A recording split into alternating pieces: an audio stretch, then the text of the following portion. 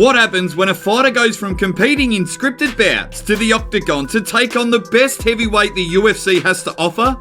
Well, on the 15th of November 2008, we got to find out after Brock Lesnar took on Randy Couture, and in this video, we'll break down everything you need to know about this legendary bout. So, coming into this fight, Brock Lesnar had only 3 UFC fights, winning 2 and losing 1 to Frank Mir. Lesnar was, at this point at least, actually more known for his appearance in the WWE, where he had made quite a name for himself, becoming a fan favourite and appearing in some of the organisation's biggest events. Now, Brock had left the world of WWE because he simply wanted to find success in a real, raw sport. And, to be honest, you can understand why. I mean, I love WWE, but let's face it, it's not real fighting.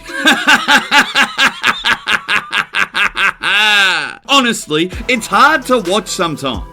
Randy Couture, on the other hand, had a much more intensive mixed martial arts background. He'd actually made his MMA debut all the way back in 1997, probably before a lot of you viewers were even born. And in the decade or so leading up to the Brock Lesnar fight, Randy had fought literally everyone in the division, beating nearly all of them. Trilogy with Chuck Liddell? Check.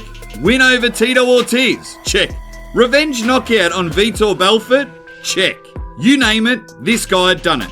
I mean, he had literally been in 15 title fights before fighting Brock Lesnar and held the heavyweight strap for the millionth time after beating Gabriel Gonzaga by stoppage in the 3rd round. So, in the pre-fight build-up, Lesnar was surely a massive underdog, right? Well, that wasn't actually the case. Brock actually came into the fight a pretty big favourite, and for one main reason, his size. Brock was a good 50 pounds bigger than Randy, giving him an insane power advantage.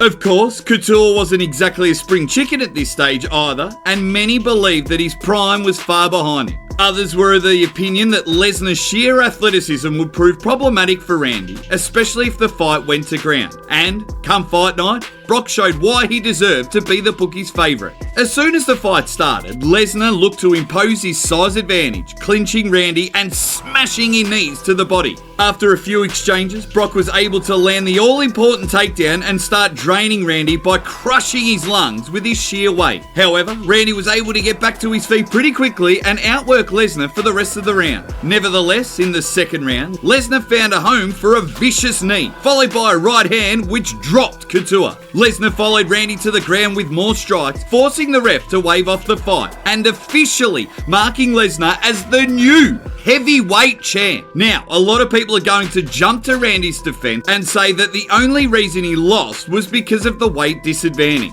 However, this isn't really fair, and at the end of the day, we're talking about heavyweights. Weight just doesn't matter as much to these guys, and it can be used as an excuse like they see in the lighter divisions. Want proof? Just go and watch Usyk beat up Tyson Fury. What I'm saying is that Brock beat Randy fair and square, despite his clear experience disadvantage, and showed why he's found success in literally every sport he's ever competed in. Ultimately, the fight between Lesnar and Couture will be one to remember for decades to come, and is a perfect example of why you should never judge a fighter without giving him time to showcase his skills. Because Lesnar may have been a WWE fighter, but come fight night, he showed why he deserved to be a part of the best fight organisation in the world.